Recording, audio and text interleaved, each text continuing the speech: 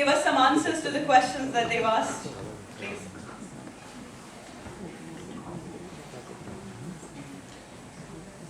Just a brief introduction of Sushil Pandit ji. He's a Kashmiri Pandit like us. He's an activist, has been one for as long back as one can remember. For nearly 30 years, he has been fighting, seeking justice and telling the truth that the world needs to know. He's a global sort of campaigner of Kashmiri Pandits and Hindus' human rights, and has been on a tour just recently to US where he's spoken at various conferences, has been a continuous sort of campaigner, fighter for our rights, and he's one of the most knowledgeable people on the history, politics and heritage of Kashmiri Pandits. I will give the stage to Sushil Pandit.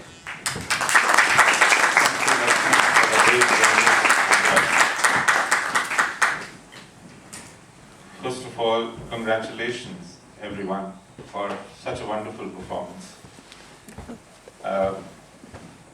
Little children and grown-ups together work like pros, and what a wonderful way of telling your story. Story is what we are all about. Our lives, our careers, our growing up, our struggles. Each one of those is a story. And we are lucky to have one of the ace storytellers amongst us. Amish is one of the foremost storytellers of our times. And his stories remind us of who we are, of who we have been over the ages. And in a very compelling manner, trying to give us back our memory. I think at the end of the day, memory is what matters. Memory of who we are. Because we are what we think we are. You know, very often I get told this, that in Kashmir, almost all of them were Hindus till some time back. And don't they remember who they were? So how could they do this? And a simple, straight answer is that quite a few of them probably don't know or don't want to know, or have decided to believe about something that they will not give up, even if you tell them the truth, even if you present them with the evidence. So they have decided to be what they think they are.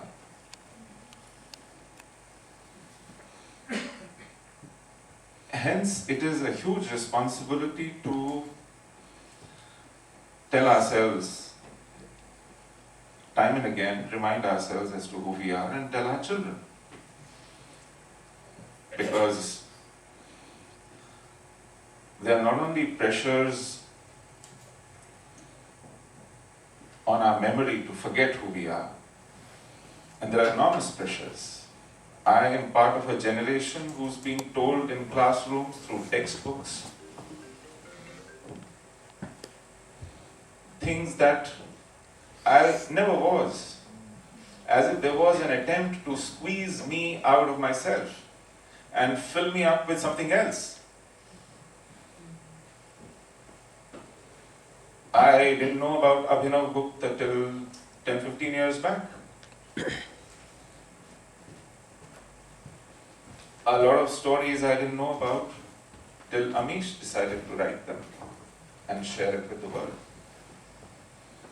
Our textbooks, our syllabuses, our education system, even our homes sometimes won't tell us to who we are, where have we come from, where are we headed, who we have been, who our ancestors have been.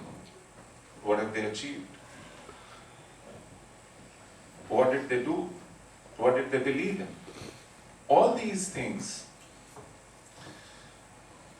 get lost from our memory, and then try as we may, we lose our moorings, we lose ourselves, and it becomes extremely difficult. Sometimes I'm reminded of, there was a mention about V.S. Naipaul, Wounded Civilization. That man, 5th generation Caribbean, came to India looking for his roots. And he went to Hampi and he saw the ruins of a city. He stood there and cried. He couldn't believe the kind of barbaric wounds were inflicted on this civilization, which is why a wounded civilization emerged. But how many of my generation have even heard of Hampi?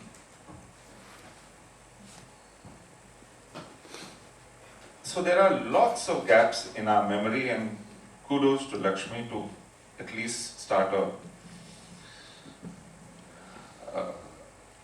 a process where some of you were happily exploring your past, your roots, forcing your parents to share, because our parents typically, in order to save us from some kind of pain or trauma while growing up,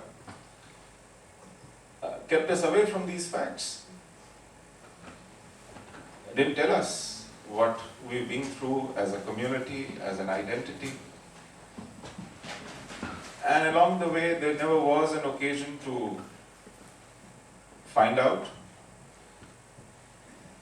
And as somebody said, if you forget your history, you're condemned to repeating it, suffering from it over and over again. So knowing our history, knowing our past, knowing our collective experiences is extremely important. Knowing who we are is extremely important. And what a wonderful way to bring this home.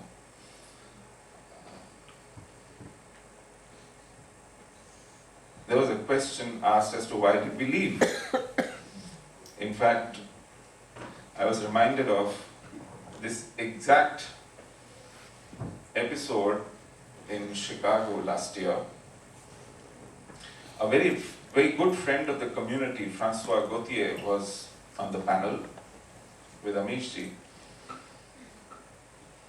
And in the course of question-answer sessions, he shared an opinion. He said, we Kashmiri Hindus should have stayed put and fought. What would have happened? Some would have died, that's about it. But we should have stayed put and fought. A lot of people genuinely feel that we should have dug in our heels and fought back. I sometimes wonder whether they knew the reality, the ground situation in Kashmir.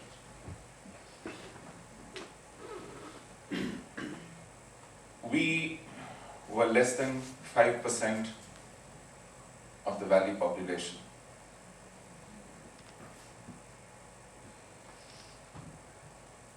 Our community is considered 100% educated. And I'm deliberately not using the word literate. And when I say 100%, it is not 98%, 99%, 99.6%, I mean 100%. Most of us were in white-collar professions. And we had 0% crime. And when I say 0% crime, what I mean to say is you cannot find me a Kashmiri Pandit in any jail anywhere in the world.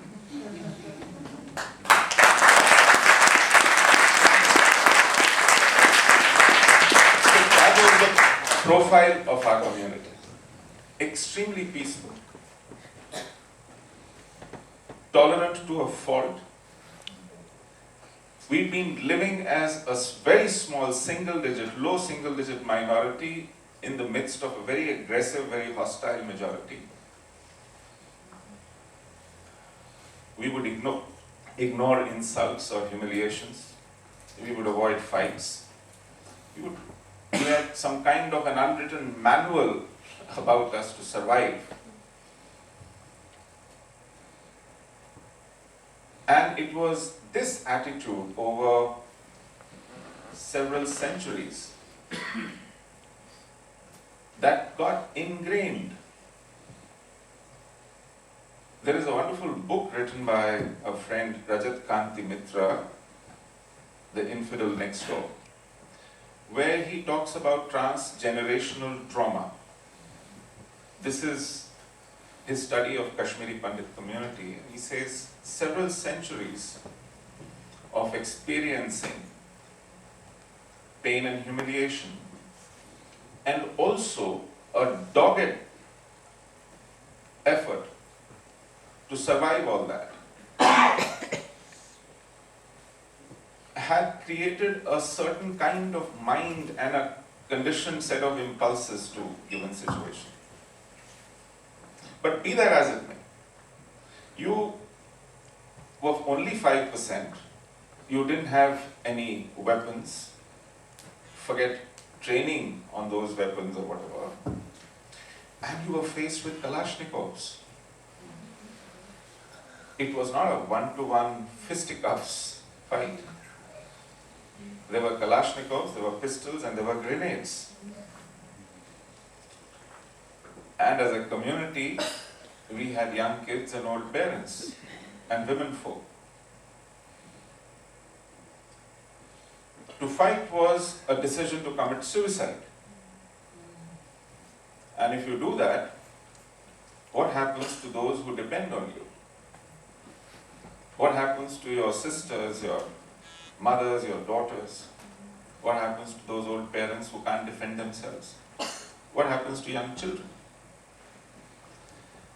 Forget that also. We were living in a modern day and age. Somehow we had thought that so long as there is a tricolor fluttering on the Secretariat and so long as there is an army sitting in the cantonment of Badami Bagh, so long as 900 million people strong India worries about us, and we have more than 800 strong Parliament with an elected Prime Minister, a vibrant press,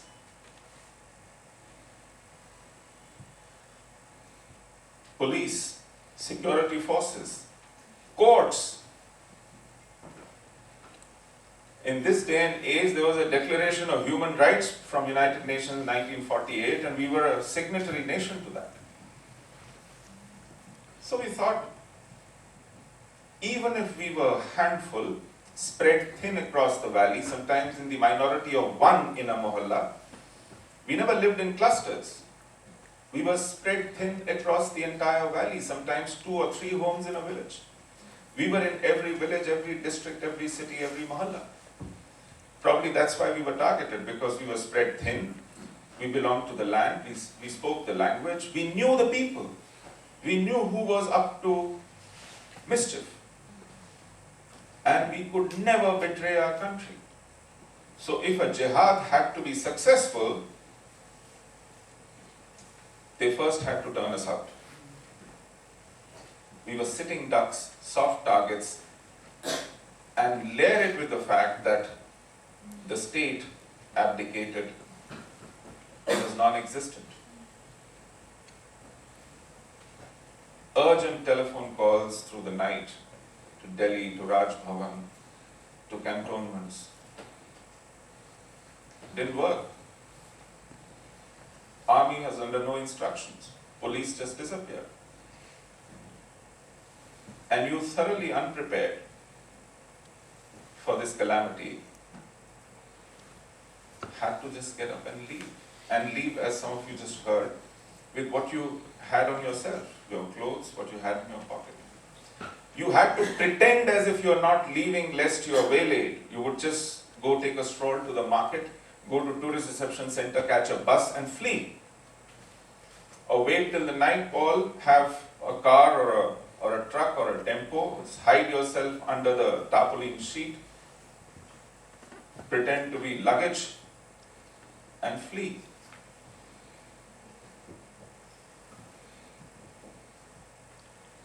So I don't know, sometimes it is very easy to say, you should have been braver. I think we chose to go and come back to fight another day. And that we shall.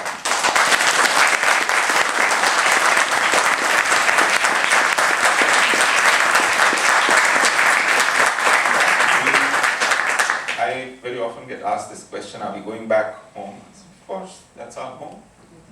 Our ancestors lived there, our temples are there, our pilgrimages are there. That's our soil, we were born there, we were raised there. We belong there.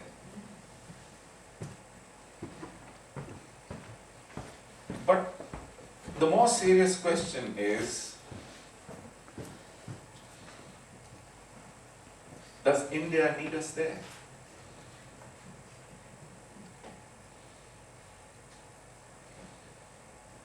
There is some very primary responsibility on any state, and that is to protect its citizens' lives. When we had to leave, we did not wait for anybody's invitation or instruction, because life was simply impossible, so we left. The day you make life possible there, we're not going to wait for anybody's invitation. We'll just go back and start living there again. But please make life possible.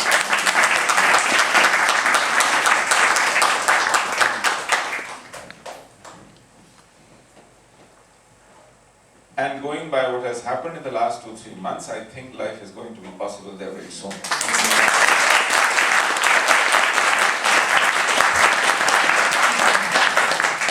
Frankly, I had given up hope. I never give up hope, but I mean, in a manner of speaking, I never thought in my lifetime I would see such spine, such resoluteness, such determination from our political class.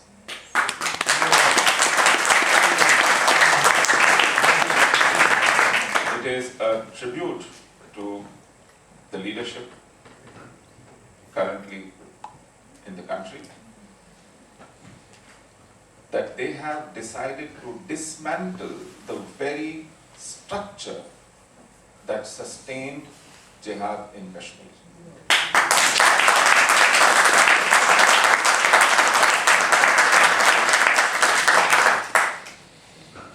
August 5 decisions are not just historic or unprecedented. I think these words do not do justice. It's a new epoch.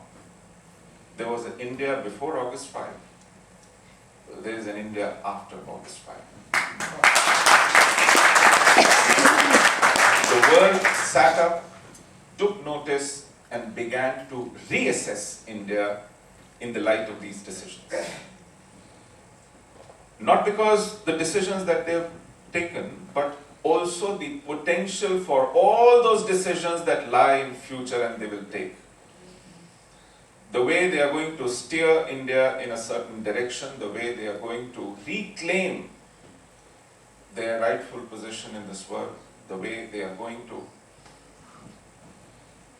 manage this huge, glorious country, this huge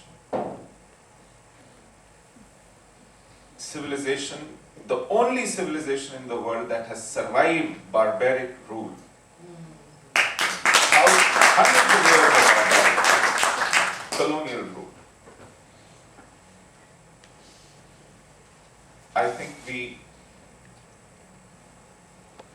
are headed in the right direction. We'll go to our homes sooner than later. And we all must prepare for it and lend ourselves to this process. We don't have to just sit back and watch. I think we all have to contribute, we all have to create this awareness. this story needs to be told. And that is part of that process. The world must be made aware of the fact that if there were any human rights violations ever in Kashmir, they started in 1990 with us.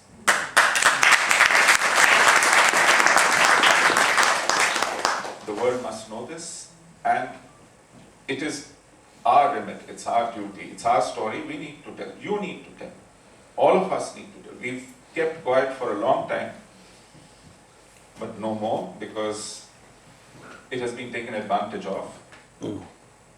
Our silence has been taken as some kind of weakness. We need to rebut this propaganda. We need to make everyone aware of the fact. First of all, make aware yourself. Make yourself aware of these details. Tell your children, ask your parents. Make conversations about it. Gather more details. Accumulate this pain. I think pain has huge strength.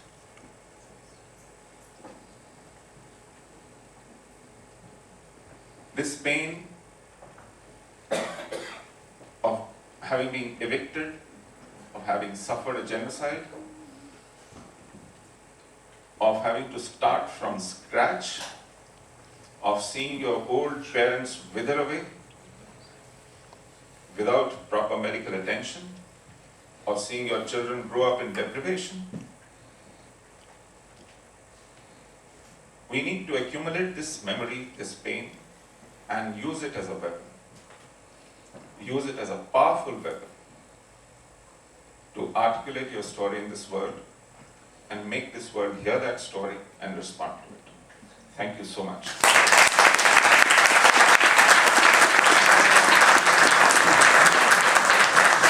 Thank you very much, Sushil. Thank you. All painful stories must come to an end, and there is always a new beginning.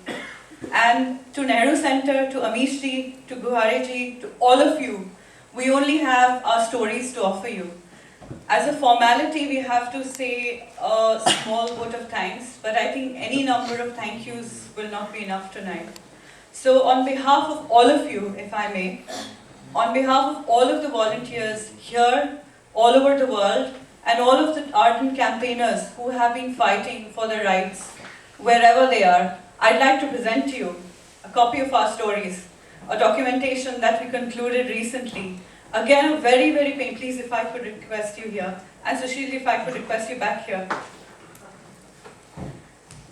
All Kashmiri Pandits struggle to tell their stories. This hasn't been easy. This hasn't been easy at all. A lot of hesitance, a lot of pain, a lot of saying no, I can't be published, I cannot tell my story. But here we are. So I'm going to request Sushil ji to present this to Amish ji as a token of our gratitude, as a token of promise that we let our stories continue to be told.